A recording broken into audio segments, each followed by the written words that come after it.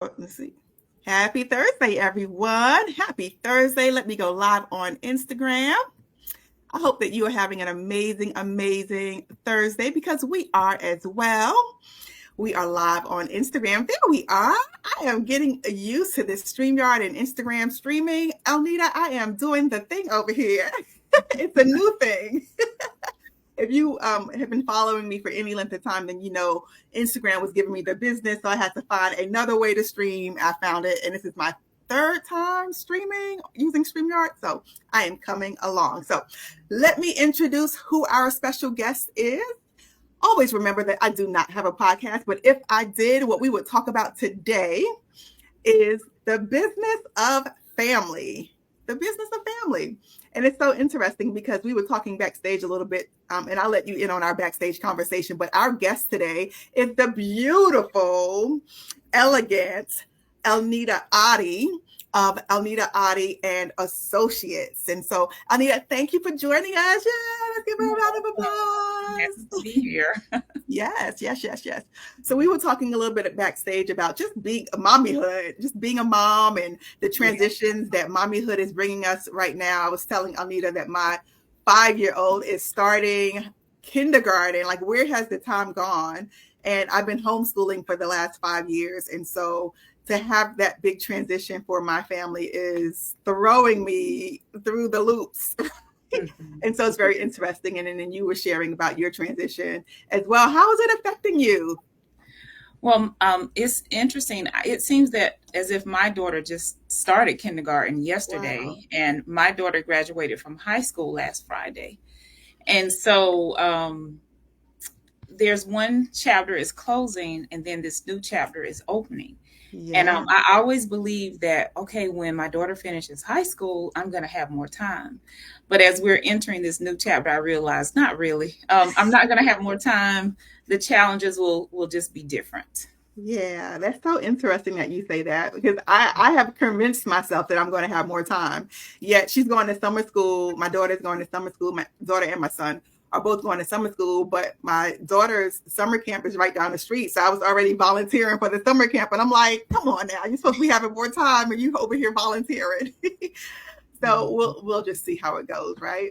Yes. So, all right. So the business of the business of family. First, before we talk about that, tell us how you kind of started in this field. I know that we kind of have similar audiences and similar things that we do. Can you just tell us a little bit about what you do and how you came to be where you are now professionally? Yes. Well, I am a trauma therapist. I specialize in trauma.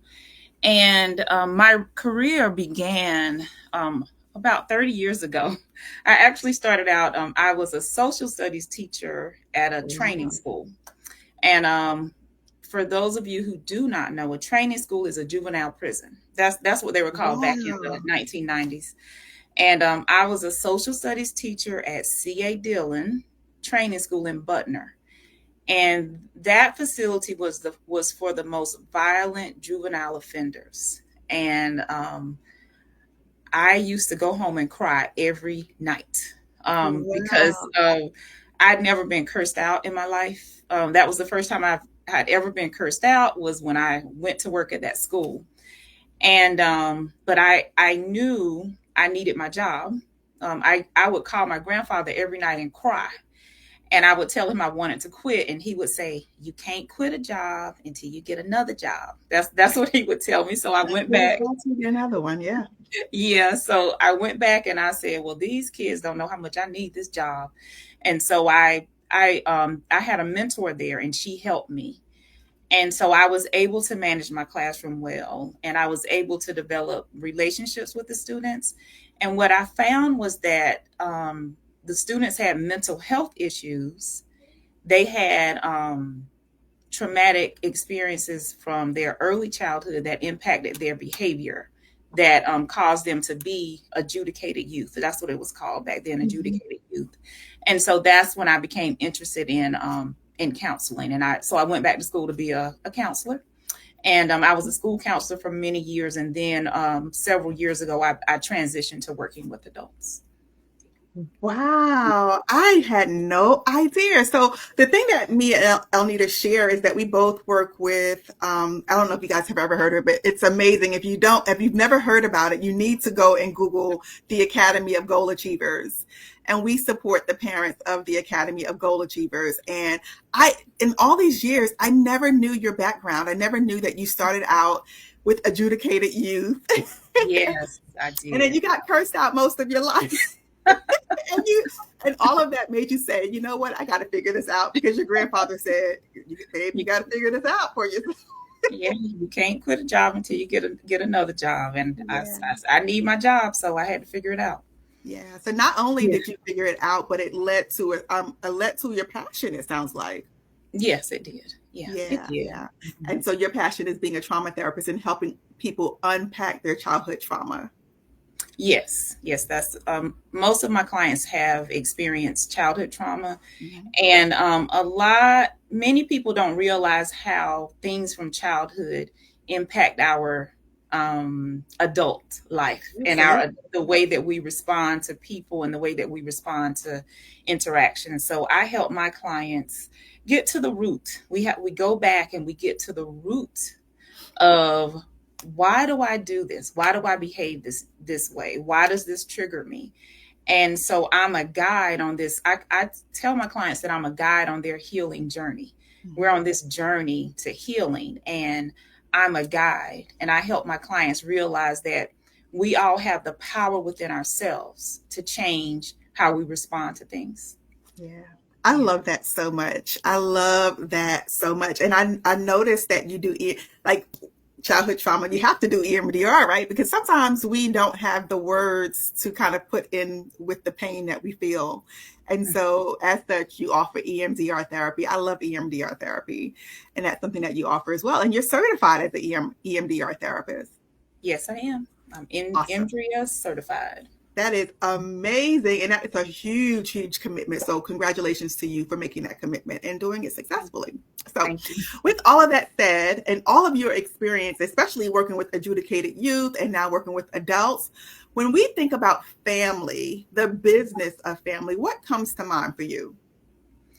Well, what comes to mind for me is that family is actually the first organization that we belong to. Yeah. And just like a business, family requires structure. It requires leadership, communication, and accountability. So Mm-hmm. those are all things that we experience as children growing up in families. Families also have to manage resources. We have to manage time. We have to manage money. We have to manage emotions Yeah. Yeah. and That's so good. energy. Yes. Yeah. And the difference is that family is built on love and legacy, and business is built on profit. That's good.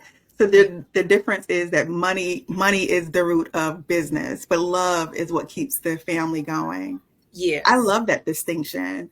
Mhm. And, thinking about the world that we're in right now, I could only imagine when we're thinking about the business of family and all the things that you mentioned structure, leadership, accountability, and managing finances, all those things in the world that we're living in now. I can only imagine that some people are struggling doing all of those four things that you mentioned.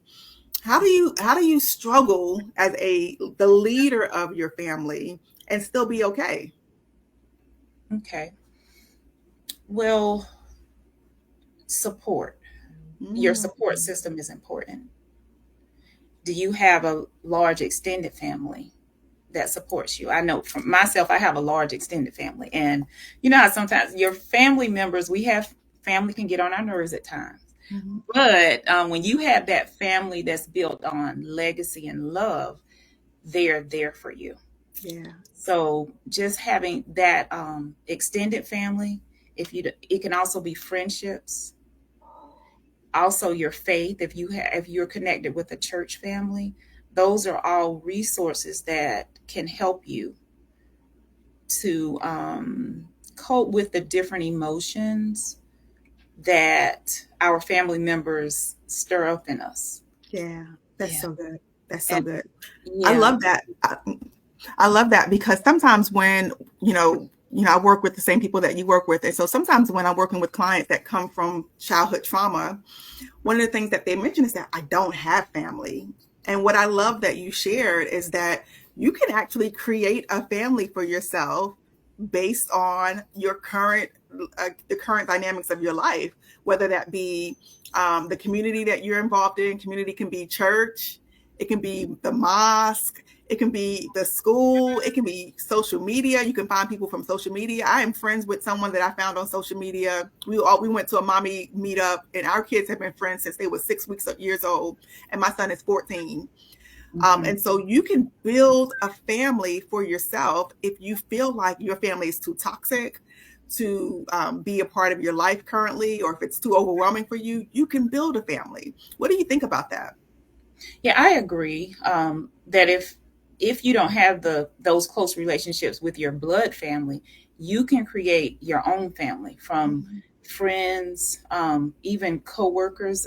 I've been in positions where I develop close friendships with coworkers, and also when you think about you mentioned that you're friends with one of your sons, the parents of one of your son.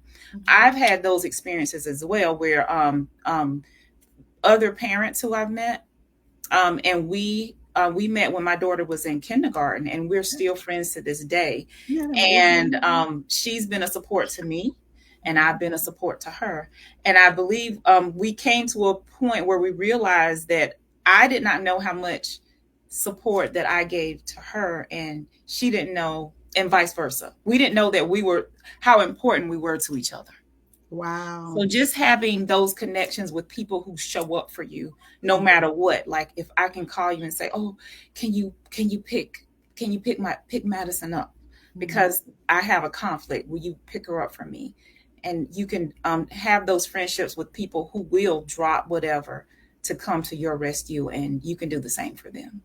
Yeah, I love that. And I love that. And we don't see sometimes building ourselves a community as the business of family, but it is. Being attending to the business of family is including and building a support system and community for yourself. I love that. Thank you for that distinction. So you mentioned some different parts of a family. What else would you say are the things that kind of make up what a family business is? Okay, our values, Yeah. core values of the family. Yeah. What do we stand for? Do we Is faith important to us? Honesty, service. What are the values that your family holds to be important? Yeah.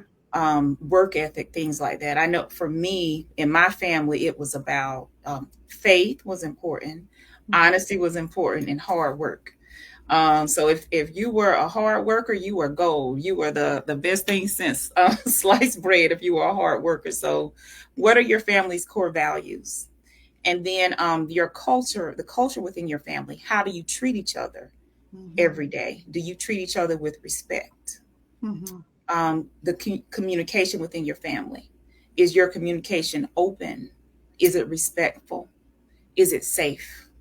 Yeah. Is it Are the members of the family, do they feel safe communicating, giving their opinions, or do they hold back because they are afraid that they're going to be shamed? That's good. Um, Also, rituals and traditions. Do we sit down for meals every day, or do we sit down for Sunday meals? Do we have gatherings for holidays? And then also the roles and boundaries. Do we have clear, defined roles? Mhm. And do we have clear and defined boundaries within the family? Whoa, you just said a mouthful. You just said a whole bunch just now. So let's take a step back, and then I want to go into each one of those things, because what I heard you initially say is that when you are creating the culture of your family, is that the culture of your family is based on your values. Yes. And the values that you have that create the culture, they have kind of behaviors. So values are sometimes like kind of, we don't see values, right? So the behaviors are the demonstration of the values, would you say? Yes, I agree. Yeah. And so you see, the culture is how you see your values being played out. Yes. What if someone doesn't really know how to create the culture or the values because maybe they never seen it demonstrated? Okay, that's a good question. So what's important to you? So Yeah. is honesty important to you? Did you grow now? When you were growing up, did you grow up where your family was dishonest? So if honesty is important to you, how do you develop that value within your family? Mm-hmm. You do that by being honest, Yeah. by I love being that. honest with your children, Yeah. by talking to them about the importance of honesty.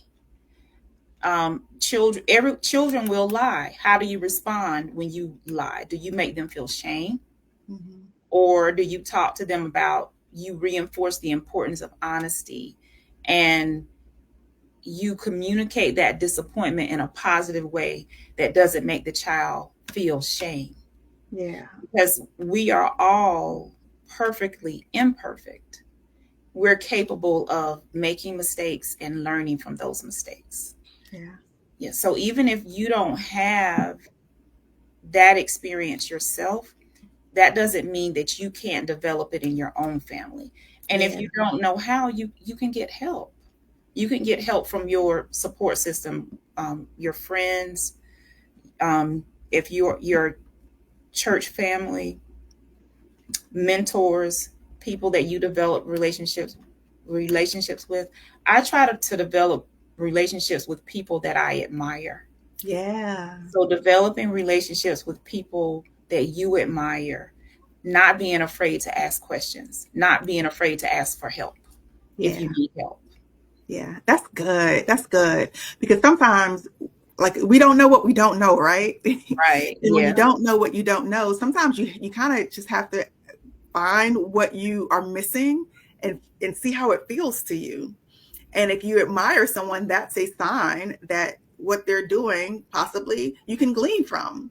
And you Yeah. don't have to replicate exactly what they're doing. You make it fit into your own family structure and what makes sense to you. But what I love what you said is that you absolutely do not have to repeat the cycles that you experienced. You are free to create something new for yourself. Yes. Have Yes. you found that that's hard for the clients that you work with? Like when they say, okay, I don't want to repeat the cycles that I've experienced, and I've been exposed to people doing it the way that makes sense to me. Do you find that it's hard for them to now create that for themselves in their own family? Yes. Change is hard. Um, it's hard to change because we are going to we'll revert back to what we know. We Yeah. will revert to what is familiar. And I use myself as an example with my clients, and I'll do it on here. Um, Growing up, I grew up with my grandparents, and my grandmother yelled a lot. Mm-hmm. She yelled all the time. And so when I became a mom, what did I do? I was a yeller. Mm-hmm. And I had to be intentional about not yelling. I had to learn, and I'm a therapist. I had to learn. I had to learn, what are my triggers. I Yeah. had to learn, okay, what signals are being sent by my body to let me know that I'm getting ready to start yelling. Mm-hmm. So I had to learn, okay, when I start feeling this way, I can walk away. It's better for me to say nothing if I'm going to yell. So it's better for me to walk away. For me to be able to say to my daughter, if I say something to you that hurts your feelings, you can tell me. Yeah. You can tell me. I even told her, say this to me, and that's going to make me, pull myself up and get myself together. So remembering that we are perfectly imperfect, whenever we make a mistake, to learn from that mistake, and to don't beat yourself up when you Yeah. make a mistake, because being a parent, no one knows how to be a parent. We don't know. We This do My not daughter is know. about to be 18. I mean, I've never been the parent of an 18-year-old, Yeah. so we don't know. So just don't beat yourself up. Mm-hmm. That's Give good. yourself grace That's and good. learn And from and your I mistakes. yeah, Yeah. I love that, Elnita, because when we think about family culture and family values, one of the things that even last week I did a interview with Niambi Goings, and we talked some about this kind of thought that we have to be perfect, and perfection is just a smokescreen. It's not possible to be perfect, right? It's And so one absolutely. of the things that family culture may need, that it's really important to kind of emphasize in family, is that I'm not expecting you to be perfect because I'm not perfect. And in doing that, it actually helps people to be free, like your kids to be free, knowing that all we have to do is acknowledge where we messed up and let's just get it right. Let's learn from it. So I Yes. love that. And that in turn is a value and a part of your culture that really will transcend your home. Yes. Yeah, I love that. I love it. And that kind of leads me, something that you said kind of leads me. You talked about your daughter and how you gave her permission Yeah. to kind of correct you, so to speak. What do you think in terms of family, the business of family? Sometimes we think that the parents are like the heads, we are the heads of the family.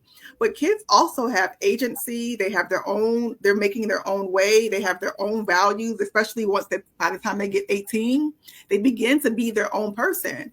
And sometimes I find in my work is that parents don't allow kids to have a voice in creating or maintaining the culture of the family. What do you think about that? I I think that it's important to allow our children to have a voice. Mm-hmm. It's important to allow our children to have to provide input into family decisions, because when we do that, it does prepare them for the adult world. Mm-hmm. I grew up in a family where children were to be seen and not heard. Mm-hmm. So the impact that that had on me was that I knew I knew how to do what I was told, but I did not know what to do when I was mistreated. Wow. When I was in the working world, I didn't know how to respond when someone did something to me that was Mm-hmm. wrong. The only thing I knew how to do was to be quiet and keep working. Wow. That's all I knew how to do. But see, I'm smart and I'm observant. Okay. So I watch other people, and I always, no matter which position I was in, I always had a mentor. I always connected with people that I could learn from. And I watched how those people operated when they were mistreated. Yeah. I went to them and I said, well, I'm having this problem. What should I do? And they helped me. So I learned how to um how to defend myself. That's what I didn't know how to do. I didn't know Yeah. how to defend myself. I just knew how to, when you go to work, you do what you're told. But what if you're told the wrong thing? Yeah.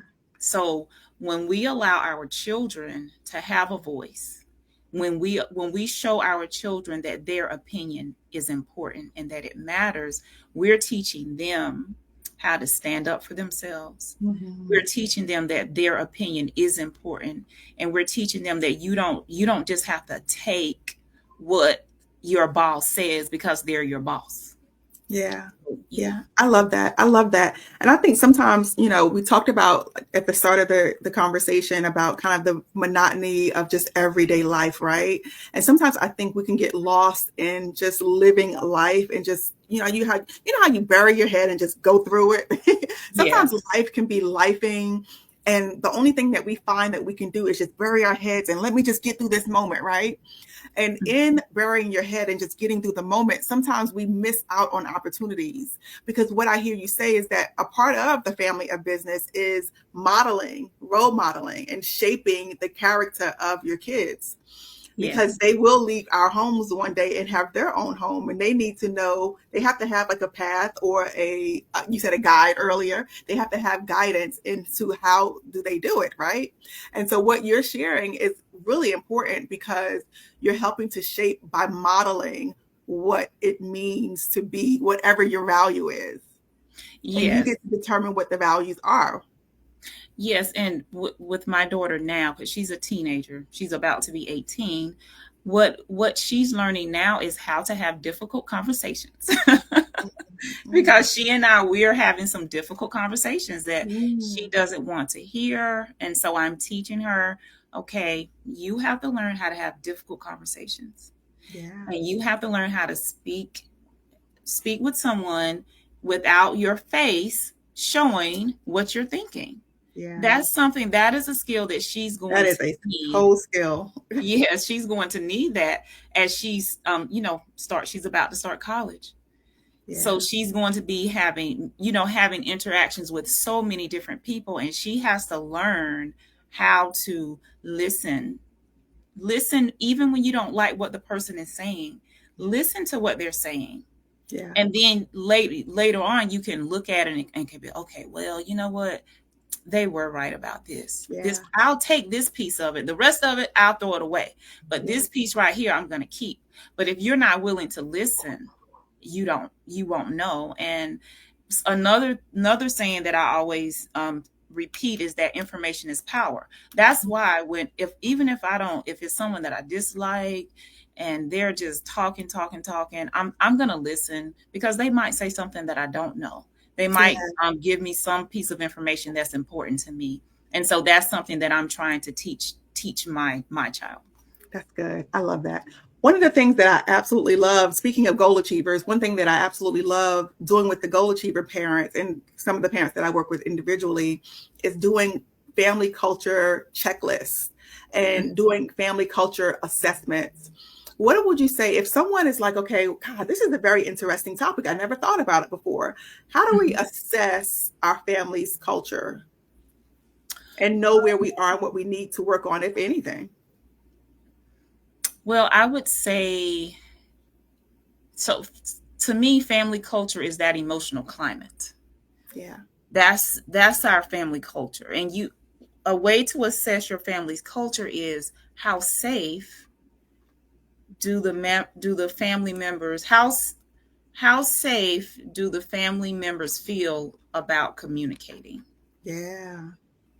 Is am I afraid to say this because he might get mad or she might get mad, or Mhm. I can't tell mommy this because she's gonna fuss. Mhm. So one way, as I said, one way to assess the culture is the safety. Are you all are is your family is the culture within the does the culture within your family allow for communication, Yeah. safe communication, no matter what, even if the person is saying something that you don't like, can they feel safe in relaying that information? I love that. I love that because that's actually one of the things that I do in my own family and what I teach families to do in regards to just sitting down on a regular basis or a routine basis and actually having a conversation all together. I don't think we always do that, right? But Right. having a conversation about, hey, what are you thinking about our family? It's so funny that I'm talking about this now. I had this experience with my oldest, my 14-year-old, about to be 14-year-old, and we got the opportunity to kind of create a family. What do you call those things? The little. What do you call those chart things? Do you know what I'm talking about? You know what I'm talking about? Is a vision board or a Venn diagram? It's kind of a vision board, but it's a family crest. That's what it was. Okay. We Okay. had the opportunity to create a family crest, and in the family crest, you kind of indicate what the family's values are.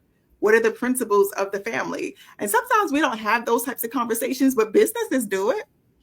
Like if Yes. you walk into any business, they will have their motto, they will have their mission statement, they will have all the things that kind of show people what their business means. They will have all of that posted for everyone to see.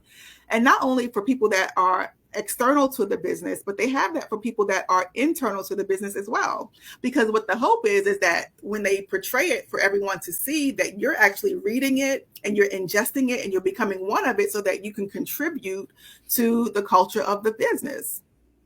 And I think that sometimes as family members, we don't always do that. But I recommend that if you want to begin to assess your family's culture, that you just sit down and have a meeting. Like let's call for a family meeting and let's talk about what the family values are. What's our family mission? Because every family looks different, just like every business looks different. Like there's 1,000,001 families in this world, right? There are 1,000,001 going to bread. There's 1,000,001 types of bread in the bread aisle, right? But Yes. there's one that you love because it's kind of distinct to you and it draws you. Just like that, and it offers certain things to you. Just like that, our family should stand for something. It should offer something to the world. What is it?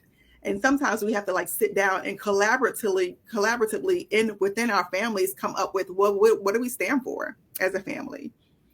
And then write the mission statement down, write the values down, write, do you think what son, what do you think should be in here? Daughter, what do you think? Well, dad, what do you think? Mom, what do you think? And come together to have those meetings regularly and assess where you are with those goals on a regular basis, just like the family, just like a business does it. Yes. Yeah. And then the other part of it is kind of reinforcing the family culture. What I notice with businesses is that when it comes to reinforcing the family culture is that they actually actively do it. Like, for example, if they value being on time, if you do not show up on time, you're going to get written up, right? Yes. You're going to get written up. You're going to get talking to. You're going to get some coaching. And just like that, that's another example of how families can create that value or create that culture within their family is by regularly not just knowing what the family value and the family culture stands for, but regularly assessing where we are with it and making coaching and actually praising when someone is demonstrating the family values. Like even like I know, for example, some families have T-shirts that they wear when one of the kids may be doing something because their value is supporting one another. So whenever you play basketball, son, we're going to all wear our family T-shirt and we're going to be unified in support of you. That is reinforcing the value that you stated is important to you. Yes. It's not, and I think that that's very important. What do you think? What are your thoughts? Yeah, I agree that modeling that behavior, modeling the expectations. So if being punctual is important, I have to model it by making sure that we arrive to events on time, that we leave. If we leave, this is what I've taught my family is that, okay, first of all, if you are riding with someone, you need to be ready before the driver. Okay, so on time for you when you are the passenger is you're ready before the driver. If the driver tells you that they're leaving at 7:15, you need to be ready by 7:05. Yeah. Make sure that you're ready and you're in place. Yeah. So that's something. So being punctual, teaching punctuality.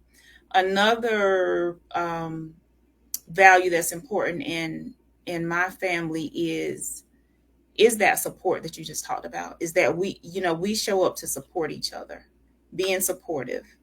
And also there's one more that came to mind when you were just talking, modeling. I just said that, modeling that behavior. So modeling being on time, modeling how we speak to each other. Mm-hmm. Because sometimes we will be more cordial to our coworkers. Mm-hmm. We can be at work all day and be pleasant, good morning, good afternoon, have a great day, and then come home and our family gets to see we give it to our family, don't we? Yeah, we give our raw, unfiltered version of ourselves to our family. Well, how we do that? Like people always ask, why I get the worst parts of you when you come home? Why? Right. And so one thing that I preach is that same courtesy that we can show through professionally, that we have to do it at home too. Absolutely. Give our families that same respect that we give to outsiders. Yeah. So that modeling that for our children, yeah. Treating each other with respect, even when we are tired, when we are angry, and also apologizing when you don't. Yeah, that's so good. And being able to admit when you're wrong. Yeah, I love that. I love that you kind of shifted into kind of the connections that we have within the family unit, within the family home environment, because what we know is that sometimes we do show out at home. We may not show out in the workplace or at school, but we show out at home, and that will sometimes strain the family relationships, and that may not always lend itself to a healthy family structure, right? And so Right. you presented this amazing, amazing workshop at the Academy of Goal Achievers Summit this past, I think it was March. And Mhm. I definitely, when I saw that, I was like, oh, I have to have her on. Like, I want you to tell us about strengthening the family culture, the family structure, the family relationships, really. Like number one, what is it? Like, what exactly? Tell the people what you talked about at the summit. It was amazing. Okay, yeah, at the summit, what I talked about was daily connection rituals and Yes, how we can build stronger relationships through daily connections and yes. about the power of small moments. The power of small Small moments. moments. And I Yes. love that because I think sometimes we are very much conditioned to think that every gesture has to be big. Like, I have to do it big. We have to go to Disney World. We have to go on these vacations and I have to spend a lot of money.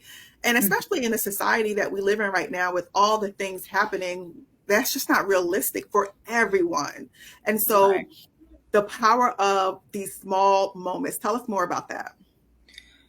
The power of small moments, the daily rituals, saying good morning, having that rule that whenever you come in, that you always say hello. You don't just walk in and ignore the people that are there. So in like for my daughter and myself, we say good morning every morning. Mhm. And my daughter is 17, and every morning when she wakes up, she will come and she will give me a hug. Mhm. And I thought about that one day. I was like, wow, she comes and gives me a hug every morning. And Mhm. I felt so warm and fuzzy on the inside when I realized that, because she does it every morning, but I never really, it was just one day when I was thinking about it. You paid attention to it. Mhm. Yeah, I think one day I was in a rush, and I said, what is it? I said, what is it? And she was like, I haven't given you a hug yet. Oh, that I is was so like, sweet. "Oh my," and I was like, "Oh, I'm sorry. I didn't realize that you hadn't given me a hug yet." So just having those rituals, like what are Yeah. your rituals? Is it going to be that you say good morning? Is it going to be that we always say good night? Is your ritual going to be that we have dinner at least one day a week? Yeah. I know our families change over time. When my family was younger, we had more meals together. But Mhm. as you know, as we grow up and start doing different activities, that changes. But we try to be intentional about having dinners, Sunday dinners together. Mhm. So in your family, what is one thing, what is one ritual that you currently have? If you don't have a ritual, what's something that you can develop? It doesn't have to be big. It can be something as simple as good morning, Yeah. saying good morning. And that doesn't cost a thing. It doesn't cost a thing. It That's doesn't right. cost a thing. But it is a reflection of your values, a demonstration of your values and of the culture that you want to instill in your family. I love that so much. Right. And then even family dinners. If you all go online, you can do research and look at research the family dinner effect. And you will find that children who grow up in families that regularly eat meals together, they have better academic performance, and Wow. the family bonds are stronger, and there's a reduction in risky behaviors just by Wow. having those meals together. Wow. And it's so crazy because when you think, like, if you have kids that are in sports, that becomes so hard, right? Hmm. It kind of pulls Yeah. you, like when your kids get older, it's like things are always pulling the family members away from one another, which disrupts the culture.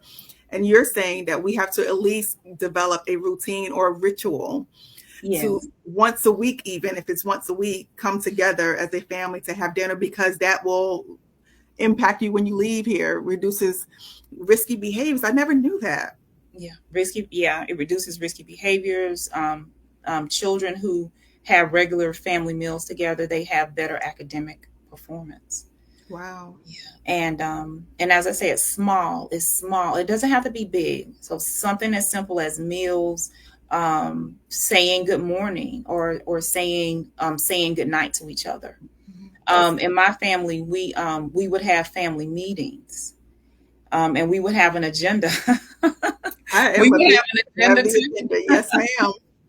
Yes, and allowing allowing everybody to have a voice, and asking them, is there anything that you want to add to the agenda?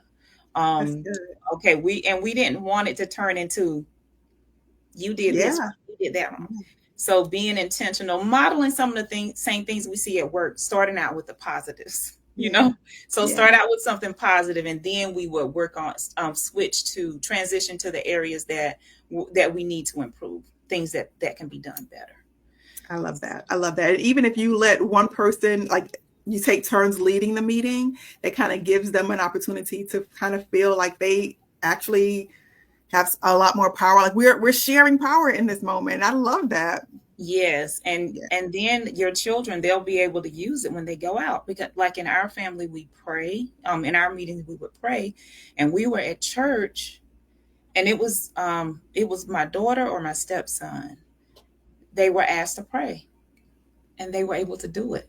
Wow. And I was so proud, because I was like, it's because of the family meetings. Yeah. Because we would have them to pray during those meetings, they were able to pray out in public. That's so good. Yeah. That is so good.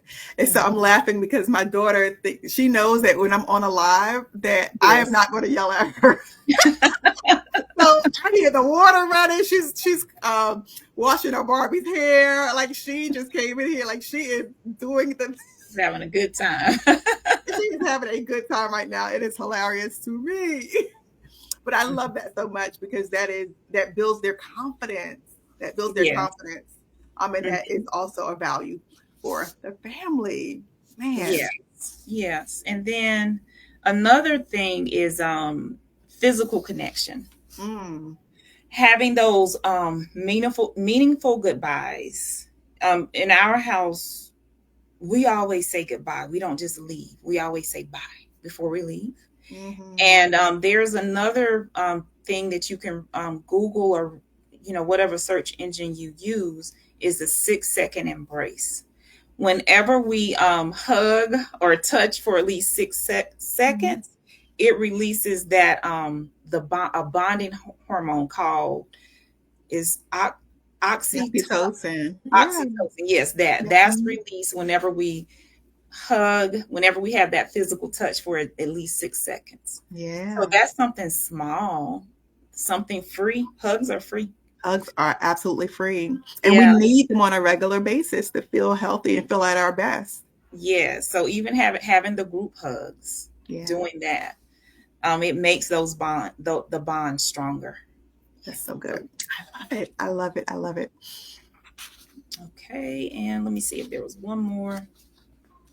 Looking through my notes. The next one is expressing appreciation daily. Saying something, giving everybody a compliment at least one time a day. Tell them something that you appreciated about them. Like for my daughter, I appreciate how you put away the dishes, without me reminding you. Because that's something I usually have to remind her. That's your chores to put away the dishes. I have to remind you every time. So instead of saying, "Oh, thank you for putting away the dishes. I appreciate that." Yeah. And Go ahead. Yeah. Well, that made me remember when she was younger, and I wanted to teach her to say thank you and you're welcome. So whenever she would give me something, I would say, thank you. And I would, do a big smile and exaggerate. And that taught her to say thank you and to say you're welcome. So just, that modeling. And even if your children are older, it's not too late. It's never too late. Speak to that a little bit, because I think that, we work with these young adults, right? And we think that it is too late, especially when they become young adults and then when they're adults, right?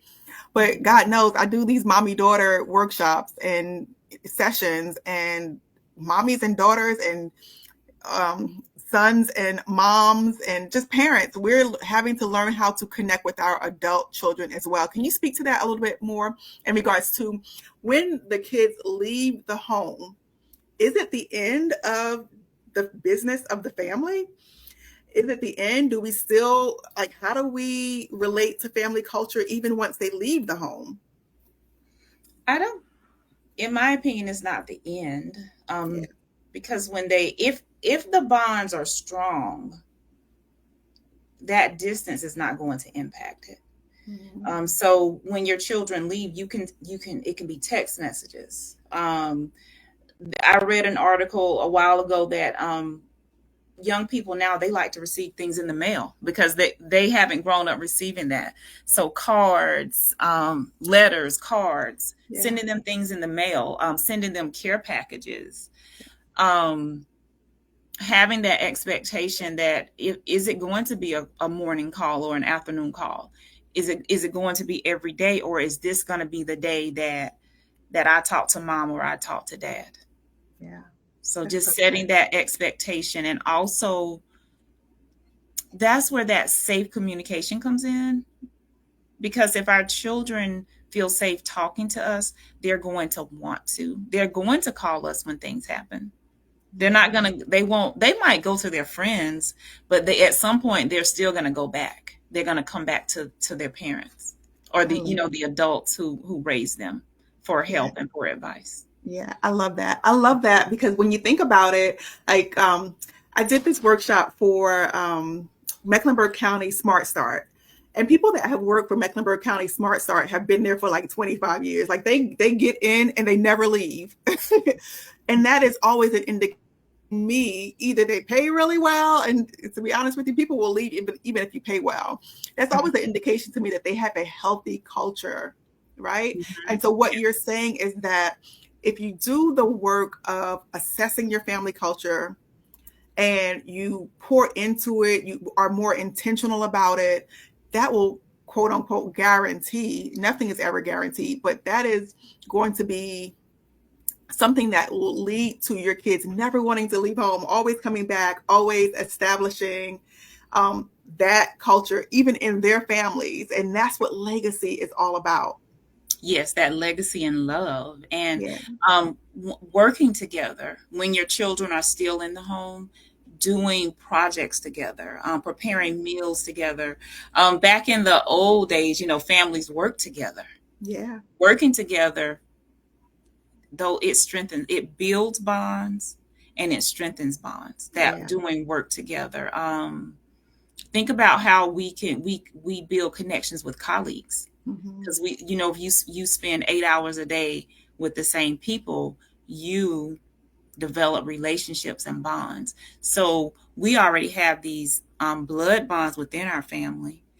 We strengthen those bonds by working together, by doing things together, and it also is preparing our children for life on their own, when they know how to prepare meals, when they know how to just how to do things. You're teaching them how to be independent, how to problem So, solve. so good. So, so good. Thank you so much, Elnita, for coming in and dropping all of Oh, these you're nuggets welcome. all over the place for us in regards to seeing our family as a business and developing the business, meaning developing the relationships within the household. I loved it so much.